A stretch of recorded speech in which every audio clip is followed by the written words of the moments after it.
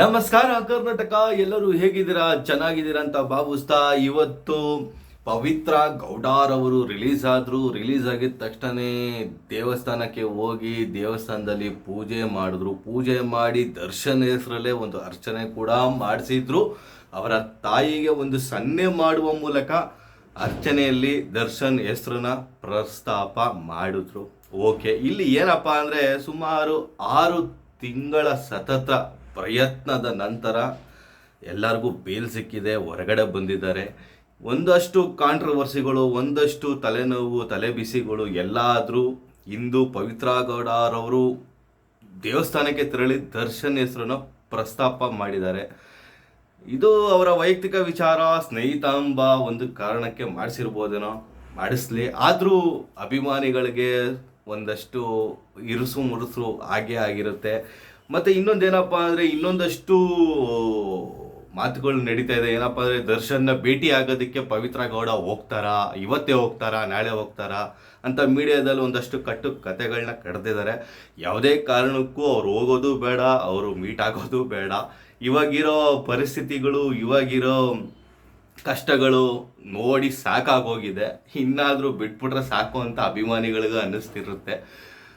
ತುಂಬ ಬೇಜಾರಾದ ಸಂಗತಿ. ಮತ್ತು ವಿಜಯಲಕ್ಷ್ಮಿ ಅವರು ಸಾಕಷ್ಟು ದೇವಸ್ಥಾನಗಳಿಗೆ ಸುತ್ತಿ, ಅದು ಕಾಮಾಖ್ಯದಿಂದ ಹಿಡಿದು ರಾಯರವರೆಗೂ, ಈ ಸೈಡು ಚಾಮುಂಡೇಶ್ವರಿಯಿಂದ ಹಿಡಿದು ಬನಶಂಕರಿ ದೇವಸ್ಥಾನದವರೆಗೂ ಸಾಕಷ್ಟು ದೇವಸ್ಥಾನಗಳಿಗೆ ಸುತ್ತಿ ಸಾಕಷ್ಟು ಹರಕೆಗಳನ್ನ ಹೊತ್ತು ತುಂಬ ಗಂಡನಿಗೋಸ್ಕರ ಎಷ್ಟೆಲ್ಲ ಶ್ರಮ ಪಡಬೇಕು, ಯಾವ ಲಾಯರ್ನ ಇಡಬೇಕು, ಯಾವ ಲಾಯರ್ ಇಟ್ಟರೆ ಬೇಗ ಬೇಲಾಗತ್ತೆ ಅಂತ ಪರಿಶ್ರಮ ಪಟ್ಟು ಎಷ್ಟೆಲ್ಲ ಮಾಡಿ ಕೊನೆಗೂ ಆ ಒಂದು ಪರಿಶ್ರಮಕ್ಕೆ ಒಂದು ಫಲ ಸಿಕ್ಕಿದೆ ಅಂತ ಕೂಡ ಹೇಳ್ಬೋದು. ಈ ಸಂದರ್ಭದಲ್ಲಿ ಈ ಥರ ವಿಚಾರಗಳನ್ನ ಕೇಳ್ತಿದ್ರೆ ಎಲ್ಲರಿಗೂ ಬೇಸರ ಆಗುತ್ತೆ. ಅವಶ್ಯಕತೆ ನಿಜವಾಗ್ಲೂ ಇರಲಿಲ್ಲ ಗುರು. ಏನಂದರೆ ಎಲ್ಲದರಲ್ಲೂ ಏನಾದರೂ ಒಂದು ಹುಡುಕ್ಬೇಕಲ್ಲ, ಅದನ್ನು ಮೀಡಿಯಾದವರಂತೂ ಕಾಯ್ತಾ ಇರ್ತಾರೆ.